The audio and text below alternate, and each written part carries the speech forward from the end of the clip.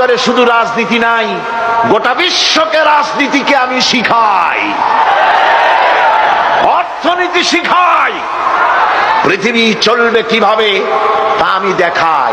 এই জন্য এই কোরআনের আসল মুফাসসির তো আমি নই, কোরআনের আসল মুফাসসির তো মাওলানা সিফাতুল্লাহ সাহেব নন, এর মুফাসসির তো মাওলানা আবুল কালাম আজাদ সাহেব নন, এর আসল মুফাসসির তো মাওলানা কামাল উদ্দিন জাফরি সাহেব নন। এর আসল মুফাসসির কে?